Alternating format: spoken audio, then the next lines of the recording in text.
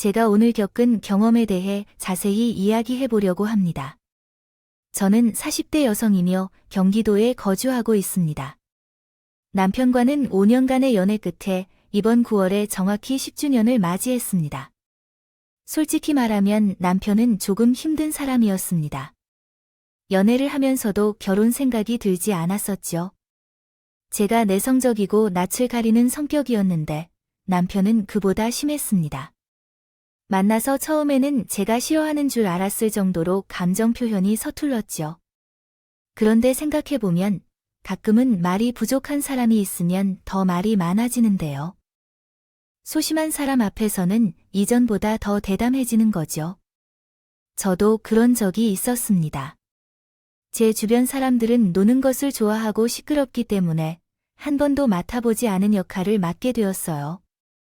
처음 하는 일이어서 그런지 그 사람을 위해 더 밝고 활발한 모습으로 변한 것 같아요. 그러나 이런 변화가 의외로 나쁘지 않았습니다. 예전에 소극적이었던 저가 더 적극적인 사람으로 변했기 때문이죠. 그리고 남편은 그런 모습을 많이 의지했죠. 그렇지만 그런 일은 한두 번뿐이었고 솔직히 말하자면 헤어지고 싶다는 마음이 강하게 들었습니다. 작은 다툼이 생기면 매번 눈치만 보는 남편이 답답했고 연애가 점점 더 길어지니 조바심이 든 것 같아요. 그래서 결혼 전에 남편에게 이별을 통보했었습니다. 우리 여기서 그만하는 게 좋겠어. 그게 무슨 말이야? 그만하자고, 헤어지자는 말이야? 이런 것까지 내가 하나하나 다 말을 해줘야 돼? 이해했어. 근데 왜 갑자기 헤어져야 하는데 이런 게 싫은 거야? 혼자 생각은 안 해. 내가 왜 화가 났는지 다 설명해야 되는 연애가 싫다고. 다른 사람은 알아서 착착 생각하고 실수를 안 하려고 하는데 저는 말하다가 지쳐서 한숨을 깊게 쉬고 다시 말했어요. 됐다. 더 이상 말해서 뭐 하겠어. 우리 연애가 벌써 5년이나 됐어. 내 주변 친구들은 다 결혼했는데 5년이나 지났는데도 너는 여전히 처음 만난 그때랑 똑같아. 솔직히 지칠 것 같아. 미안하지만 난 헤어지기 싫어. 그리고 결혼도 하고 싶어. 하고 싶어. 억지로 떠밀어서 듣고 싶지도 않아. 정말 결혼하고 싶다는 사람이 무슨 뜻이야? 나도 낯가림이 있고 소심해. 그런데 너는 너무 심하잖아. 대체 왜 그래? 왜? 미안해요. 근데 그게 고쳐지지 않아. 근데 마음은 진심이에요. 사실 남편은 주머니를 뒤지던 중에 무언가를 발견하고 그것을 꺼내더군요. 그것을 보고 깜짝 놀랐어요.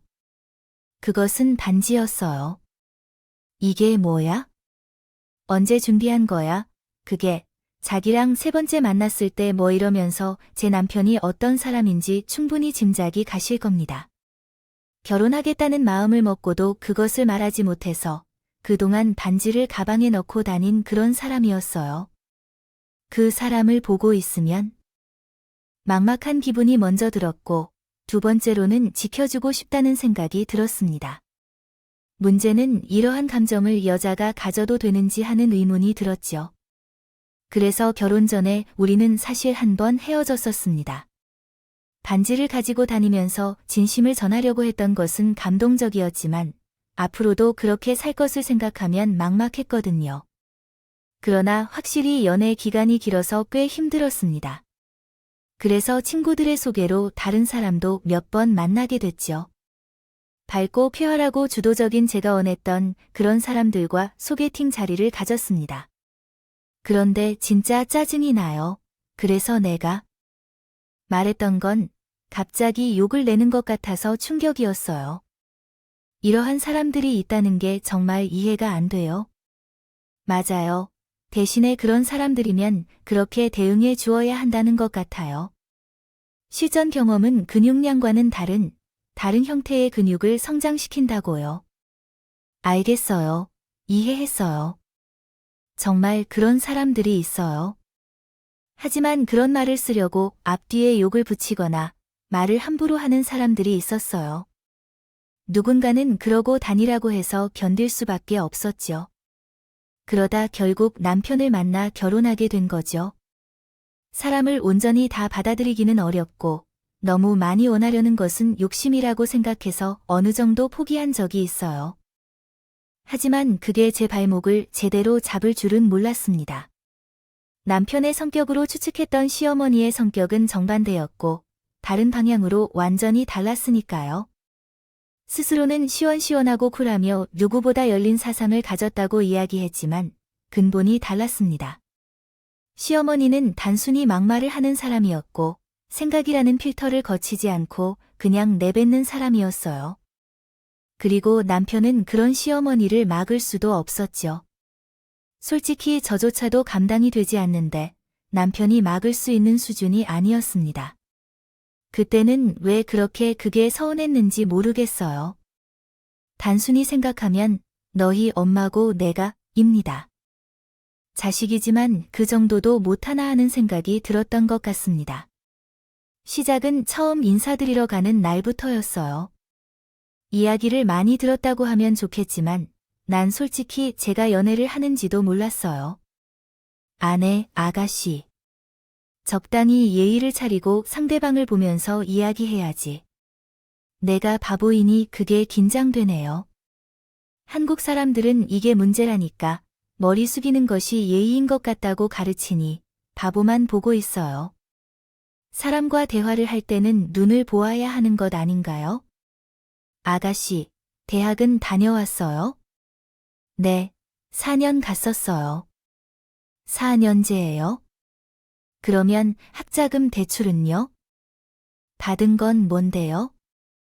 형편은 그저 그런 것 같네요. 학자금 대출을 갚아야 하는데 우리 아이들한테는 그런 건 전혀 해주지 않았지요.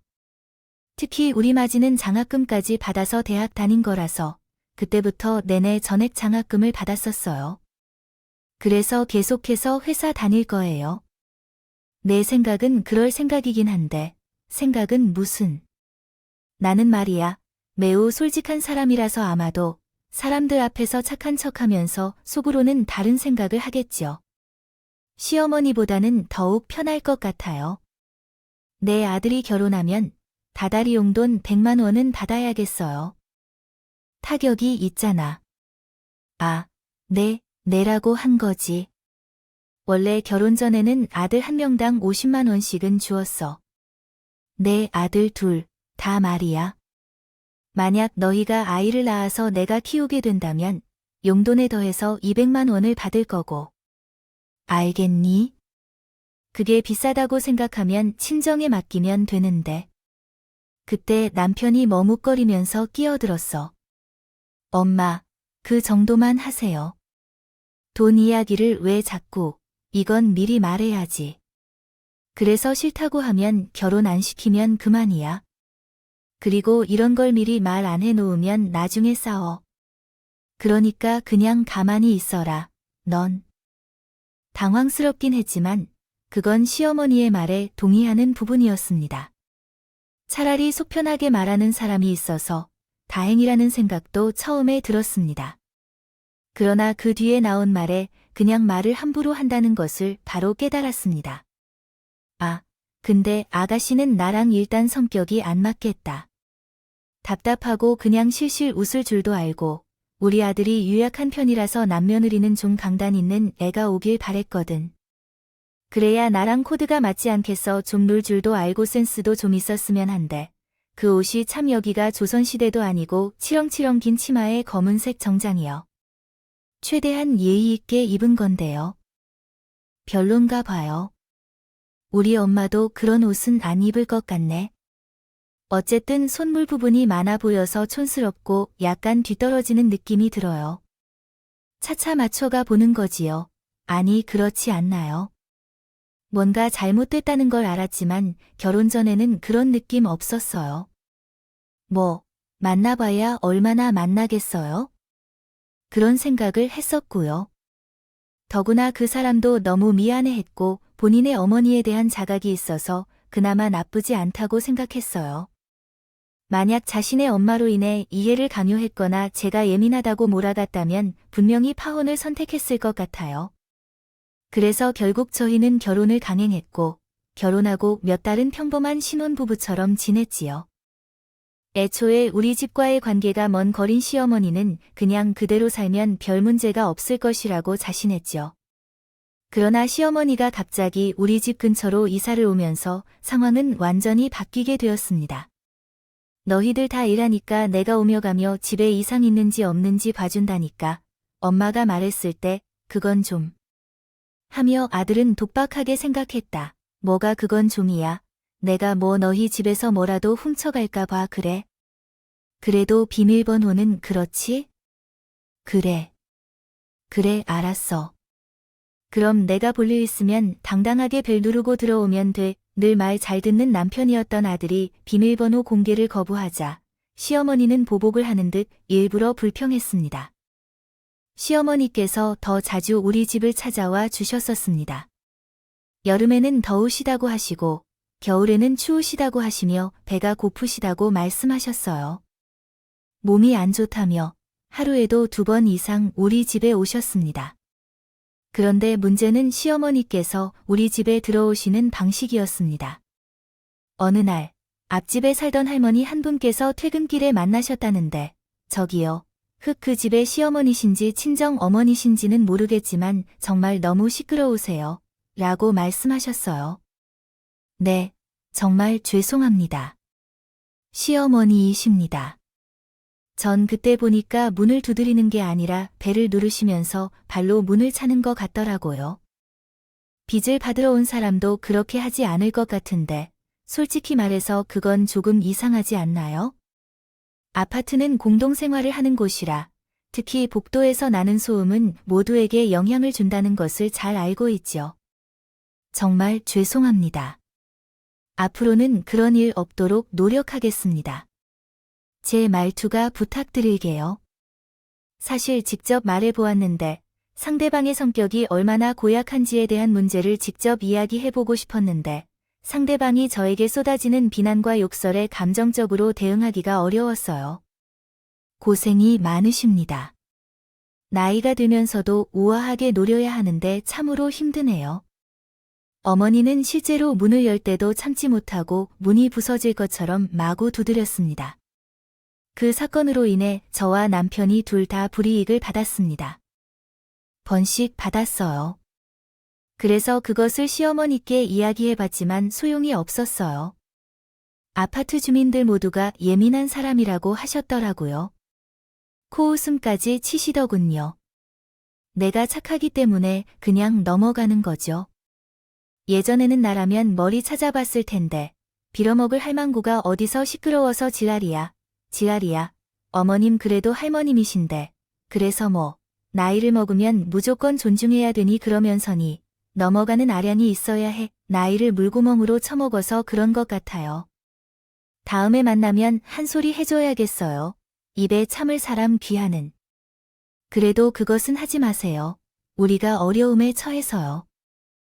너가 착한지 아니면 착한 척하는지 참을 만한 문제도 있고 참을 필요 없는 문제도 있어. 그렇게 흐름대로 넘기고 꾸준히 참아야 하는 게 있잖아.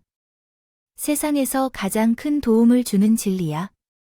하지만 이웃이니까 오가면서 곤란할지도 몰라. 피하는 게 나을지도 몰라. 조심해서 가야 할 필요가 있어. 줄이지 않으면 더 곤란해질 수도 있어. 분명히 해야 할 때 하지 않으면 찍소리도 못하고 오히려 신혼생활을 편하게 할 수 있도록 도와주고 싶다는 생각은 안 들지. 또는 문을 빨리 여는 편이 좋을 수도 있고 말도 행동도 더 빠르게 해야 할 때는 터지듯이 해야 해. 우리도 문을 빨리 열고 싶었어요. 하지만 시어머니가 오시는 시간대는 대부분 우리가 잠든 새벽이나 주말의 아침이었습니다. 그래서 밖에서 문을 두드리면 남편이 일어나서 뛰어나가서 문을 발로 차며 몇 초에서 몇 분 동안 기다리게 되었습니다. 결국 우리는 비밀번호를 공유하여 시어머니가 원하는 것을 얻어냈다고 생각했습니다. 시어머니는 저희가 출근하면 집에 하루 종일 머물러 계시는 경우가 많았는데 주로 에어컨을 하루 종일 켜려고 했거나 친구들을 초대하여 술을 마시려고 하는 목적이 있었습니다. 이것은 시어머니와 함께 살던 도련님 때문인 것으로 보입니다. 도련님은 남편과 5살 나이 차가 있었지만요. 성격이 있던 편이었어요. 툭툭 쏘듯이 말하는 것은 시어머니와 비슷했지만 그 결은 다르긴 했어요. 서열이 있다면 도련님 다음이 시어머니이고 그 다음이 남편이었어요. 시어머니는 자기 자신과 비슷한 성격을 가졌을 뿐만 아니라 도련님을 감싸는 경향이 있었지만 도련님은 그런 시어머니의 편애를 힘들어했어요. 그래서 자신의 의도와는 상관없이 종종 남편 대신에 시어머니를 압박하기도 했습니다. 그러나 이런 이유로 우리 집에서 시어머니는 제약받지 않고 자유롭게 행동할 수 있는 기회를 많이 가지게 되었어요. 여보, 술병은 당신이 정리하고 식탁은 제가 치울게. 미안해. 담배 냄새가 너무 심해요. 문은 내가 열어놓고 있을 테니 당신은 그냥 씻으세요. 퇴근 시간이 비슷해서 특별한 일이 없으면 같이 퇴근했어요. 회사가 가깝기 때문에 시간이 차이가 나더라도 커피 한 잔 마시며 기다렸다가 같이 가곤 했어요. 그러나 비밀번호를 공유한 순간부터는 여유로운 퇴근이 아니라 밀린 업무를 처리해야 집으로 가야 했습니다. 문을 열자마자 굴러다니는 술병과 함께 찌든 담배 냄새에 경악했어요. 처음으로 그런 일이 있을 때는 정말 집에서 뭘 태웠나 하고 뛰어들어갔지만 그 이후로는 구분이 되어서요. 놀라운 일도 아니었습니다.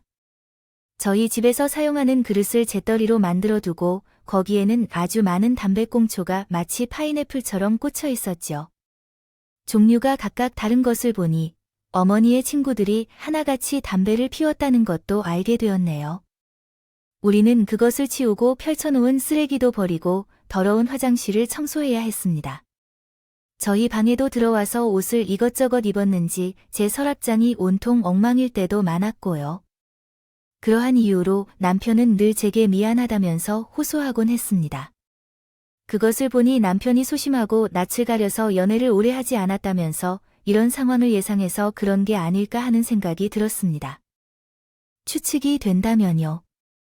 그 시기에 정말 많은 스트레스를 받았어요.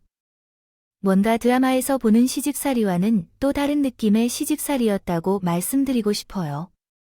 음식해라, 설거지해라, 옷이 그게 뭐니, 이런 식의 지시도 했고 아마 더 나은 방법이 있을지 모르겠다는 생각까지 들 정도였어요. 그런 전통적인 시집살이라면 화가 났어도 다른 사람들도 저래 살겠지 하며 생각했을 거라고 생각해요. 그러나 저는 시어머니가 술을 부르고 담배를 부탁하고 친구들을 불러서 놀고 난 뒤에 정리를 하느라 현실적이지 않다는 느낌만 들었습니다. 무엇보다 잔소리도 그랬어요. 옷 좀 짧게 입어라고. 촌스럽게 하지 않고 다니지 마세요. 가슴 좀 깊게 고민하고 다니세요.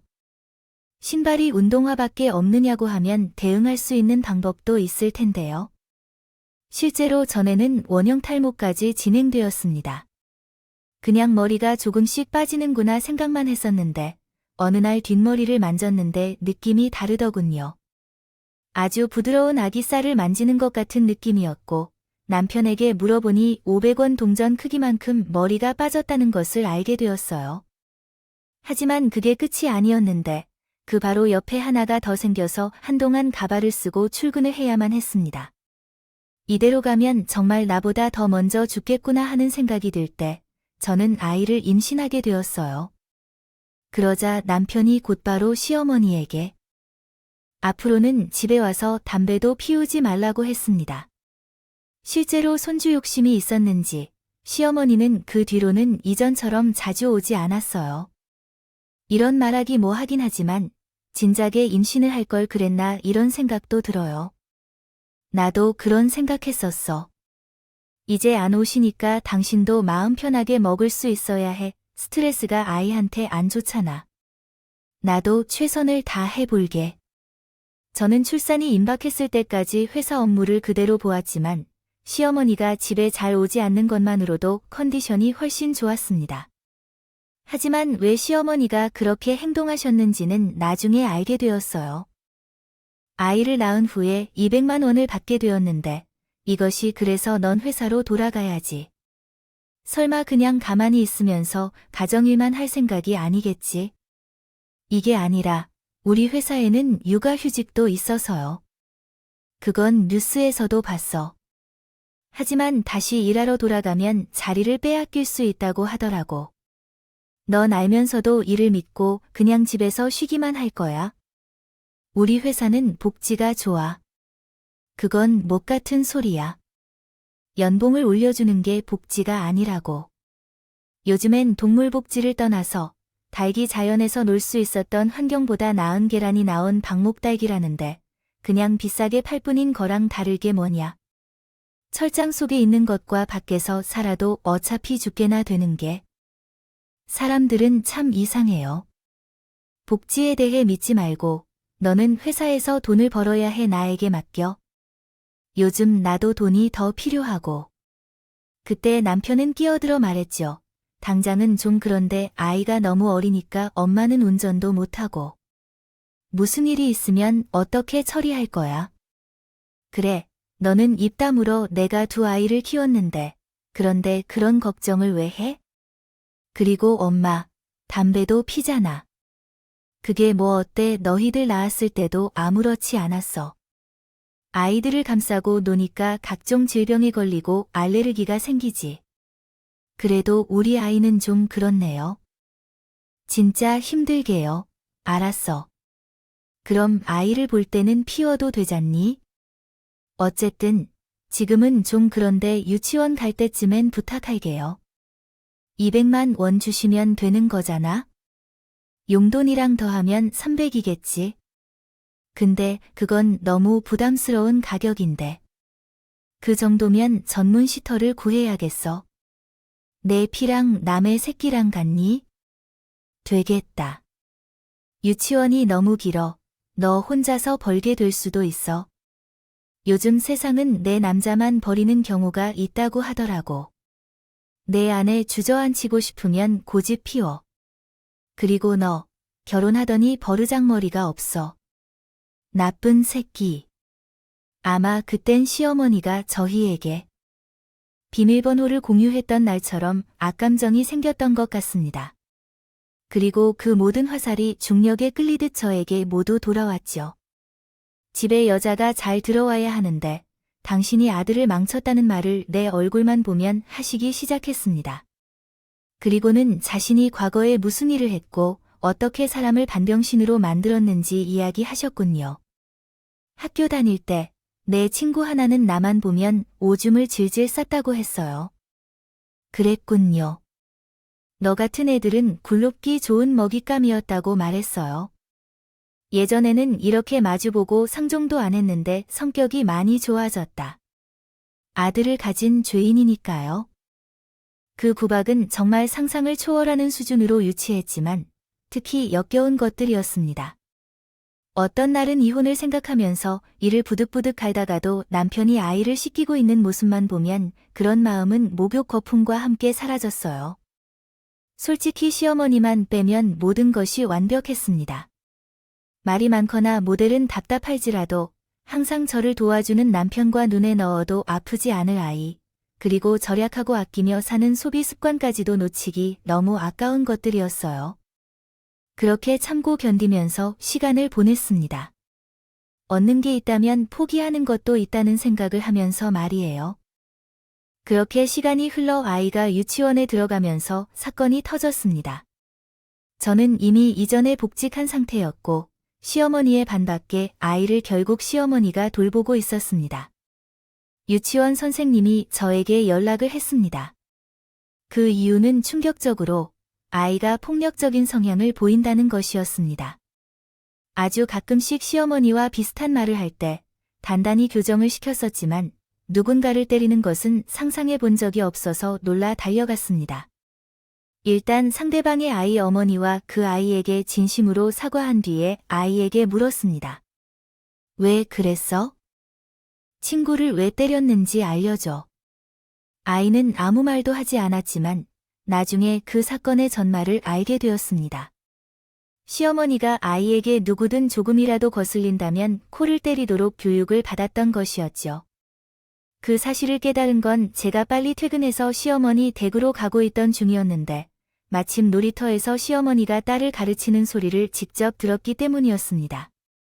저는 그날 처음으로 시어머니에게 반기를 들었고 딸을 맡기지 않겠다며 그녀를 데리고 떠났습니다. 물론 시어머니는 그 사실을 받아들일 기분은 아니었지만 예전처럼 저희 부부에게 어떻게든 복수하겠다는 생각을 했을 것입니다. 그러나 불행히도 그 일과 거의 동시에 발생했습니다. 도련님이 결혼하겠다고 소식을 전하며 한 방향으로 변화가 시작되었습니다. 신기하게도 예비 시어머니는 자주 언급하던 여성상과 비슷한 분위기를 품고 계셨습니다. 이건 정말 명품이죠. 내 옷이 정말 아름답고 고급스럽다. 당신이 정말 마음에 들어. 신세대라는 것을 아시네요. 그러면 난 다른 시어머니들과는 다르게 열린 사람이라고 말할 수 있어요. 여자는 자신을 꾸미는 것을 게을리하지 않는 것이 좋다고 생각해요. 치마를 더 짧게 입는 것도 괜찮고 그 나이에 할 수 있는 일은 모두 해봐야죠. 담배를 조금 피운다고 해요. 예전에는 잠깐 피웠다고 하네요. 그래, 왜 끊었어? 아쉬워. 그 좋은데. 그럼 술은? 술도 잘해니? 소주는 2병 정도 마시고 맥주는 배부르지 않을 때 계속 마실 정도야. 어머, 너 정말 마음에 쏙 들어. 그간 죄 때문에 속이 많이 아프지만 너를 보니 시원해. 기분이 아주 좋다. 이제 결혼하고 나면 내 형님이 될 거야. 너도 꼬리타분한 형님 모시느라 힘들 것 같아. 아이, 무슨 모시냐고요. 그냥 살아가는 거지. 저는 이런 위기 질서는 별로라서 그냥 친하게 지내는 게 좋겠어요. 아유, 그래. 친하게 우리. 새 아가씨 아주 마음이 곱네. 제게는 착해 보이진 않지만 그렇게 대해주시니 감사합니다. 시어머니의 계획은 그랬을 겁니다. 동서의 호의를 사로잡고 서로 친하게 지내다가 저를 괴롭히다는 계획이었을 거예요. 그런데 문제는 동서가 관심을 전혀 보이지 않았다는 점이었죠. 이 부분이 도련님과 너무나도 닮았기 때문에 시어머니도 당황했을 겁니다. 하지만 이미 그 사실을 알아차리기 전에 결혼식이 진행되어 뒤로 돌릴 수 없었습니다. 다만 동서 내외를 제외하고 우리가 살고 있는 동네와는 꽤 떨어져 있어서 자주 만나지는 못했습니다. 명절이나 제사에 가끔 찾아가는 정도였기 때문이죠. 그렇게 되자 시어머니는 그것이 마음에 들지 않았는지 평소에 하지 않았던 김장을 하겠다며 집합을 시켰습니다. 한참 배추를 썰고 절이고 있는 도중에 동서가 뒤늦게 왔어요. 이를 본 시어머니는 자신의 고무장갑을 벗겨 동서에게 던졌습니다. 얼른 오라니까 뒤늦게 와서 이게 뭐 하는 짓이니? 내가 아무리 예쁘다고 해주면 뭐래? 시어머니 알기를 얼마나 우습게 알 거라 생각해 이 시간에 왔겠어 하지 않고 그렇게 하자 동서는 한숨을 푹 쉬더니 장갑을 끼웠고 어머님은 장갑이 이것밖에 없으세요? 남이 쓰던 거라 전 좀 찜찜해서요. 집안 어른이 그따위니 가정교육을 고했습니다. 제대로 받지 못한 것 같습니다. 가정교육에 문제가 있나요? 평일에 전화 형님이나 다 일하고 계시는데 왜 집에서 김장을 해야 하는지 도통 이해가 안 되네요. 요즘에는 김치를 사 먹는데 여기 작년이고 재작년이고 김치 담은 적도 없다고 하더라고요. 설령 갑자기 할 생각이 났다고 해도 날짜를 이렇게 잡은 것부터 잘못된 것 같아요. 무엇보다도 우리 집 김치가 더 맛있다고 생각해요. 각자 집 김치를 선호한다면 그쪽 집에서 알아서 하는 것이 맞고 여기는 제가 오기보다는 제 남편이 오는 게 더 좋을 것 같아요. 어디서 어른이 이런 말을 하는지 모르겠어요.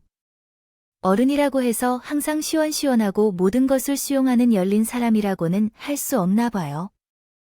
예의범절에 관한 것이 약간 부족하다고 생각해요. 제가 그냥 그것을 동창의 딸이라고 풀어줬더니 아주 이해라는 사람은 국을 끓여서 먹었어요. 희한한 일이었죠. 우리는 비슷한 성격이었지만 오히려 그녀는 더 많이 부딪히는 느낌이 들었습니다. 그 시절에는 동서가 좀 심했다는 생각을 하기도 했는데 그때보다는 확연히 날씨가 바뀌었죠. 그 덕분인지 시어머니가 저를 공격하는 일은 거의 없어졌고 결혼 생활이 훨씬 편안해졌어요.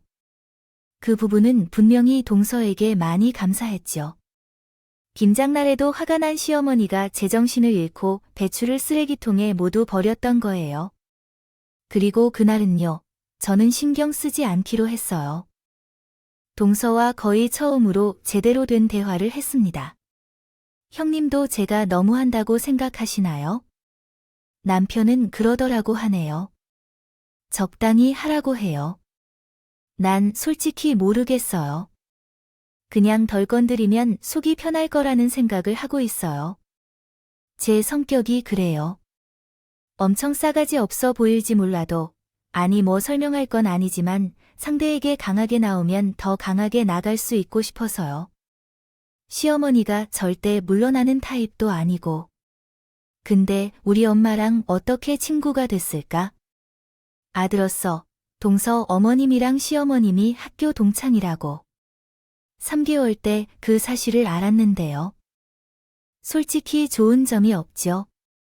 제가 잘못하면 우리 엄마가 욕을 할까 봐요. 근데 시어머니는 좀 계속 사람을 자극하려고 하시더라고요.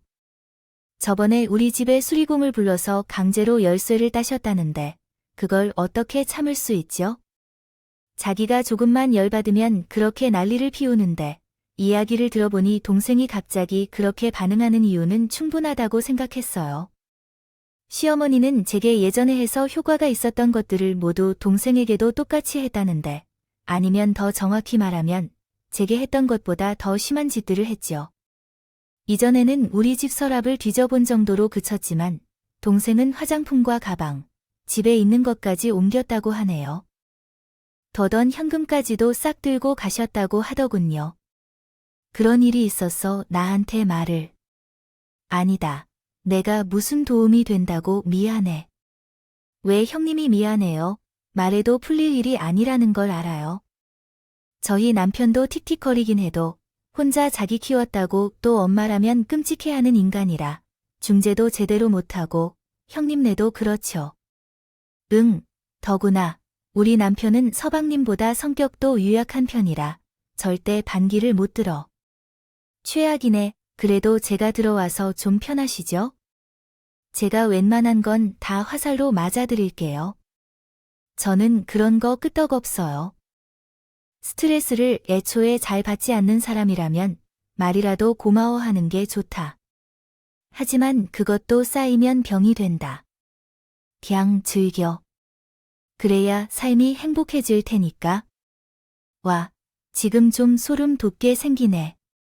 우리 엄마랑 너랑 너무 똑같다. 앞으로도 잘 지내보자. 짧은 치마와 화려한 화장으로 온몸을 가린 명품. 외관만 보고는 친해질 수 없을 것 같았던 사람인데 실제로 만나봤더니 정말 유쾌하고 좋은 사람이었어. 아마도 시어머니가 되고 싶은 그런 사람일 거야.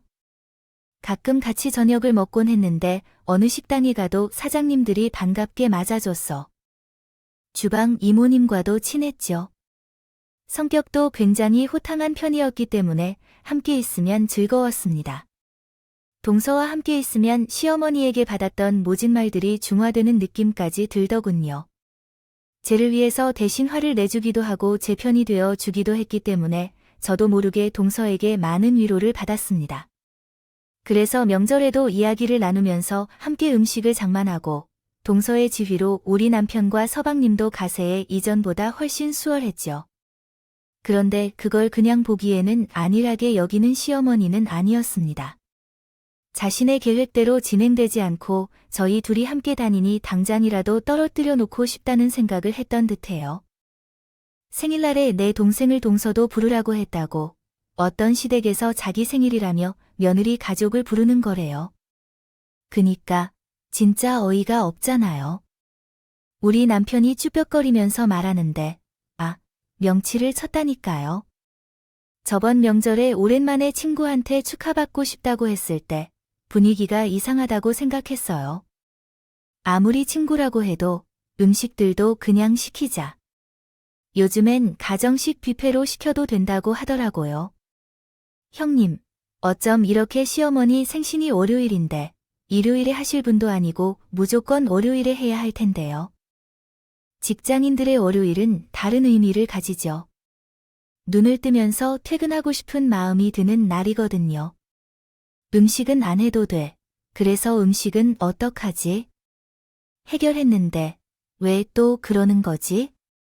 벌써 머리가 아프고 지친다. 참아보려고 해봐요.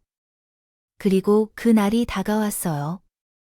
우리 부부는 돈을 각각 내고 최고급 뷔페를 예약했죠. 적당한 가격으로 타협하자면 우리가 차리는 것이 당연하니 어쩔 수 없었어요. 선물도 준비하고 케이크와 와인, 꽃다발까지 준비하고 제 여동생과 함께 시댁으로 향했어요.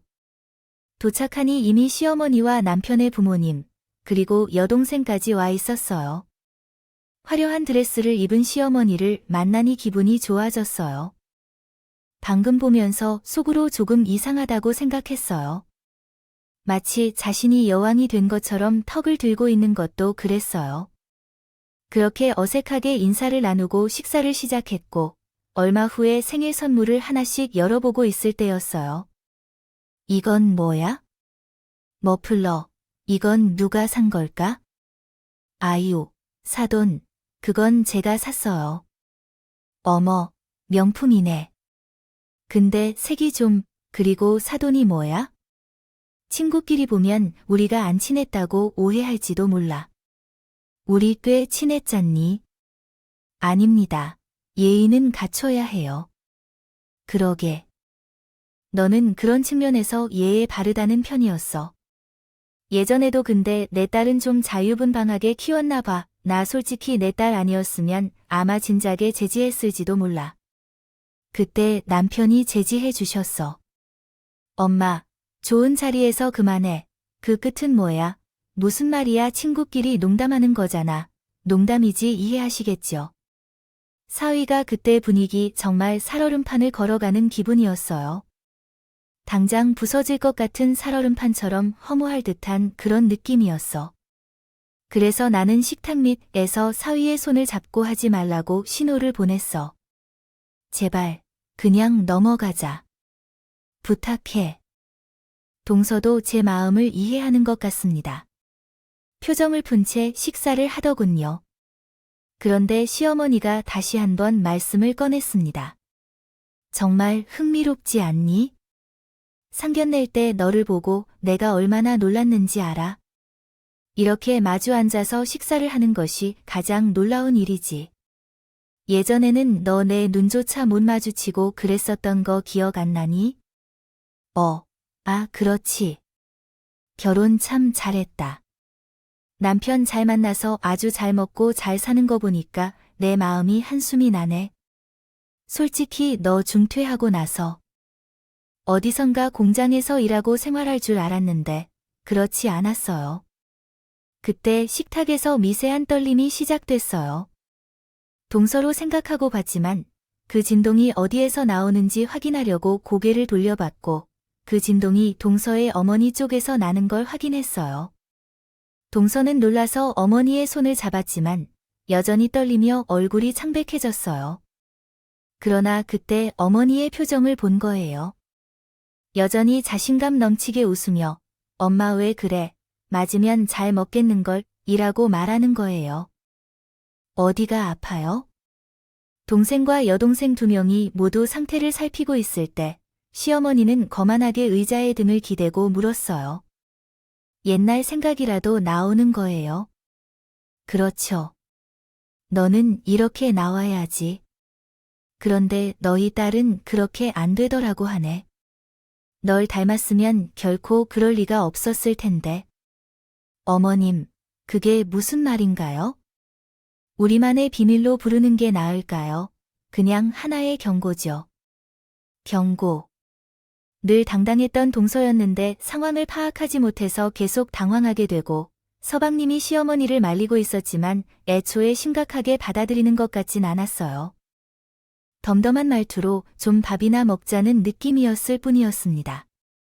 동서는 몇 차례 같은 질문을 하고 어머니에게 물었지만 누구도 대답을 주지 않자 어머님의 휴대폰을 빼앗아 화장실로 뛰어갔습니다. 그리고 5분 정도 후에 화장실 안에서 날카로운 고함 소리가 들렸습니다. 혹시 모를 사태를 우려하여 걸음을 옮기자 동서는 성큼성큼 걸어나가며 어머니 얘기를 하더니 뺨을 후려쳤습니다. 정전처럼 정적이 흘렀고 서방님과 남편이 동서를 달래기 시작했습니다. 그러나 동서는 몸이 흔들리면서 분노를 억제하지 못했습니다. 발길질을 하려고 했던 찰나에 하지만 시어머니가 그 순간에 일어나서 동서의 어머니의 뺨을 쥐어짜네요. 그의 놀라는 사람들의 손을 뿌려내면서 동서는 시어머니의 머리칼을 휘감아 붙잡았어요. 야, 미친년아. 죽을란 줄 알아? 지금 누구 때릴 생각해? 엄마, 괜찮아, 당신 미친 거야? 이혼 당하고 싶냐? 우리 엄마한테 왜 그런 짓을 해? 당장 놔. 머리칼 놔. 뭐 하는 건데? 그래 너희 엄마는 우리 엄마한테 왜 그랬어? 그게 무슨 말이야? 그냥 장난이었어. 우리 엄마가 자퇴한 이유가 너희 엄마 때문이라는 걸 알아? 우리 어머니가 당신의 어머니를 학교 폭력으로 괴롭혔어요. 그리고도 뻔뻔하게 동창들도 있고요. 그러다 서희 씨의 남편이 시어머니에게 물었습니다. 어머니 맞아요? 아니에요. 해초가 사람을 잡잖아. 그러니 물어보세요. 물어보면 돼. 하지만 동서는 그 상황을 보고 인위적으로 깔깔 웃음을 터뜨렸습니다. 우리 어멜리의 휴대폰은 자동 녹음되어서 당신 어머니가 우리 어머니에게 했던 말들이 그대로 녹음되어 있다고 하네요. 믿기 싫으면 직접 들어보세요. 동서는 휴대전화를 식탁 가운데 던지고서 그 속에서 욕설을 내지르는 시어머니의 목소리가 생생히 녹음되어 있었습니다. 울렸어요. 시어머니는 동서의 돌연변이를 먼저 울면서 내 딸이란 말을 시작하더니 왕년에 자신이 했던 폭행과 폭언을 그대로 돌려받고 싶다고 했습니다. 그 폭행은 기존의 시어머니가 이야기한 것과는 차원이 다른 것이었어요. 바늘을 신발에 숨기고 머리카락을 가위로 자르며 담배를 여러 번 입에 불어 불을 붙이는 짓까지 한다고 했습니다.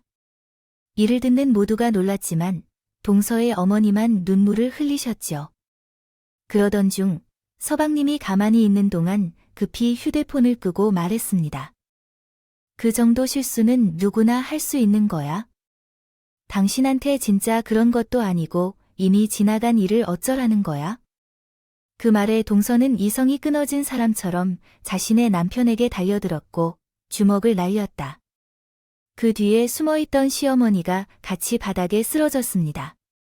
그리고 시어머니를 때리기 시작했는데 서방님이 끼어들어 동서를 밀쳐내자 동서와 함께 온 여동생과 덜덜 떨기만 하던 어머니까지 가세에서 시어머니와 서방님을 때리기 시작했다. 나는 너무 놀라서 내 딸의 눈을 가리고 있었는데 남편의 반응이 심상치 않았다. 하얗게 질린 표정으로 가만히 있었어. 여보, 말려봐. 남편은 대답도 하지 않았다. 저는 그 상황에서 화가 났고 남자들에 대한 분노가 밀려왔어요. 죽어도 엄마 편인 줄 알았는데 바로 그 순간 시어머니가 이혼시킬 거라며 소리를 질러서 충격을 받았습니다. 머리가 엉망인 한동서가 거지 같은 집 구석에서 붙잡아도 나가려고 했다며 지적했어요. 여보, 왜 너희는 엄마 편인 척만 하는지 솔직하게 말해. 너희 엄마를 부러워해서 그런 게냐?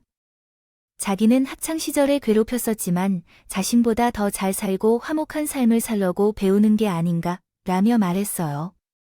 나 애초에 우리 엄마를 괴롭히는 저런 악마 같은 시어머니였으면 쉬지 이런 더러운 집에 시집 오지 않았을 텐데. 평생 혼자 살다가 말이지. 이혼이 그렇게 쉽진 않아. 차근차근 작은 부분들이 스며들어야 하는데. 정신 좀 차려. 그런 미친 시어머니보다 더 좋은 존재인데 너를 엄마라고 감싸는 나 같은 아들 덕분에 다른 가족들이 이혼을 선택하는 거야? 너처럼 나 좀 더 엄마와 함께 평생을 살았으면 하지만 혼자 살게 좋겠어. 삶의 마지막 순간까지. 정말 동서가 이혼을 했어. 자녀도 없었고 정리할 게 없었어. 하지만 그 이혼 책임을 분담하려고 소송까지 갔고 시어머니는 위자료를 요구했어야 했어. 하지만 문제는 바로 나였어. 그 사건 이후 충격 때문이었는지 한동안 침묵하던 시어머니가 나에게 이전과 마찬가지로 굴처럼 행동을 했습니다. 그때 알게 되었죠. 그나마 동서가 있었기 때문에 힘든 시모살이를 참을 수 있었다는 걸 말합니다. 이전에는 남편도 노력을 했지만 이상하게 그날 이후로 아무래도 없는 말수가 더 없어져서 저 혼자 오르지 감당을 해야 했거든요. 이 파라 행동 꿈을 꿨던 것을 보니 느리게 터져서는 저는 싫어요. 너 지금 뭐라고 했어? 싫어. 촌스럽게 왜 2번 물으세요? 싫다고 했잖아요. 일하고 돌아온 며느리가 그렇게 부려먹고 싶으세요? 주말마다 오는 것도 지겹고요. 목욕할 때도 문을 두드리는 것도 신마저 납니다.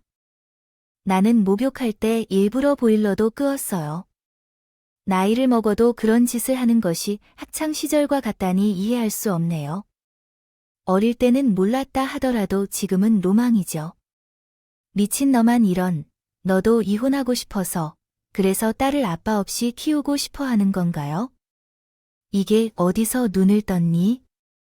미쳤네요.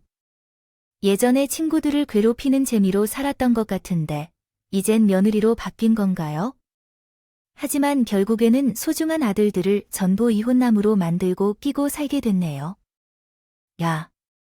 썩을 놈이, 뒤질라고. 시어머니는 눈을 깜짝이시면서 손을 올렸고, 저는 그 손을 붙잡았습니다. 계속 뒤척이면서 제 배를 때리니까 밀어버렸어요. 어머님, 착해 보이고 만만하다고 성격 없는 게 아니에요. 그냥 봐주는 것뿐이라는 생각은 안 들어요. 그 나이에 되면 깨닫기도 해야 해요. 적당히 까보세요. 그렇다가 길거리에서 칼을 맞고 죽어요. 아시죠? 저는 그대로 장갑을 던져놓은 채 시댁을 나왔습니다.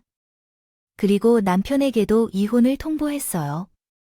그런데 그 길로 자신의 집으로 돌아가다가 오더니 제 손을 잡고 부동산에 갔어요. 저는 영어를 모르지만 집을 내놓으려고 한다고 생각했어요. 그런데 남편은 집을 보러 간다고 했죠. 집을 봤더니 우리가 이사 갈 것이다. 회사가 멀어서 멀리 이사 가지 못하더라도 이사를 가보자. 단독주택도 괜찮을 것 같아. 출퇴근은 어려울 수 있지만 이혼하자는 말은 듣지 못했어. 절연했다는 말, 엄마랑 내 인형이랑 끊었다는 걸 잊었어. 거짓말이야. 당신이 엄마의 말이라면 계속해서 듣고 넘어가려는 당신은 사실 남편이 학교폭력 피해자였다는 사실을 나에게 고백했다. 어머니가 말을 쉽게 하는 건 그랬지만 그런 행동을 하는 걸 정말로 믿지 못한다고 말했고요. 하지만 그 일을 통해 스스로 많은 생각을 정리했고 신중한 고민 끝에 결정했습니다. 처음에는 잊었다고 생각했지만 그 녹음을 듣는 순간 나 또한 그때로 돌아간 느낌이었어요.